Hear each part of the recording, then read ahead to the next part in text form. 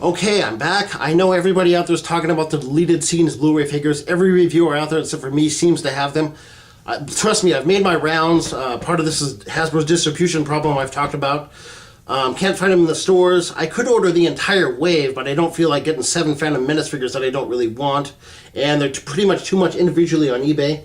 However, I was able to get Colonel Cracken. I got him at a reasonable price off of eBay. I'm going to review him for you. Pardon the condition of the card back. I can never open these things properly. One thing about the 2012 Vntage Colection figures, they are following the format of the old Kenner figures. If you follow my reviews, I've talked about that before. But this is very much like what the old Kenner figures used to look like on the back. Here's some of the vehicles. By the way, this is the entire wave on the top here. These are some Phantom Menace figures down here in the second row. Colonel Cracken, actually this isn't the first time Hasbro attempted to make a Colonel Cracken figure. In 2006, they actually made a Rebel ground trooper. I've reviewed him before. He's right here. They made him as a generic Rebel. They didn't call him Colonel Cracken. You can either use him for the Endor Moon or the Falcon crew. But, yeah, he's based off Colonel Cracken, anyway. But, yeah, this is a good update of that figure. And they're officially calling this one Colonel Cracken. Although I wouldn't mind if they used the body and made some more head sculpts so you could army build some more Falcon crew or Rebel ground troopers. I wouldn't mind that at all. Wish they would have done that with the 2006 Saga one. But yeah, I really like this figure. I've actually read about him in the expanded universe. I know he's in the book Darksaber. I've read that. And I know he's in some comic books and such. I've got a couple notes on him. He wrote, what was that, Colonel Cracken's Rebel Field Guide. And he's supposed to be the gunner in the Millennium Falcon, although they deleted the scene. He comes with a couple things. He comes with a standard Rebel blaster. A lot of Rebels come with this. And I don't know what this gun is. He comes with this.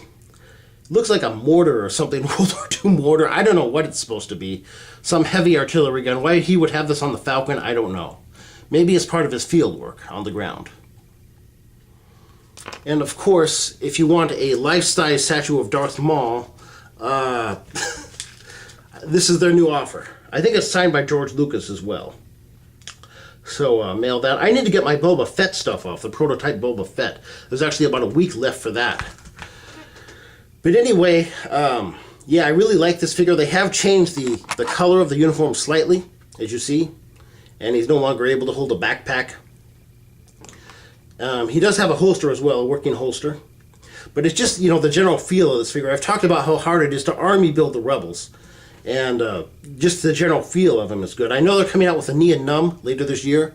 Nia Num, and they've already come out with a General Calrissian. So you pretty much got all the makings for a Episode 6 Millennium Falcon crew there. Perhaps a diorama, since I've got the Legacy Falcon. I'll read off his articulation to you. I had to make a best guess at it because I couldn't find it officially online. He's got a ball-jointed neck, ball-hinged shoulders. He's got swivel-hinged elbows. I'll show you. You can turn them. Whoops, he dropped his gun. You can turn them and they swivel. He's also got swivel wrists. He's got a swivel waist and ball-hinged knees and ankles. The legs are actually used from the 2006 figure, and that's the only thing that I'm going to hold against him. It works rather well, though. I said there's good and bad kit batches. He's not really a kit bash, even though he uses the legs. Otherwise, he's an all-new figure. But just a general feel of him, I'd give him probably a 9.25 to a 9.5.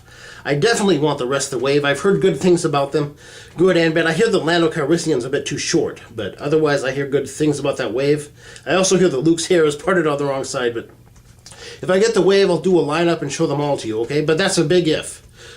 I've got to finish my my discussion about Hasbro's distribution problems as well, but this figure's definitely on my recommend list, especially if you have the Millennium Falcon already. He's a great addition to the crew, okay? So this is Supreme signing out, and as always, thank you for tuning in.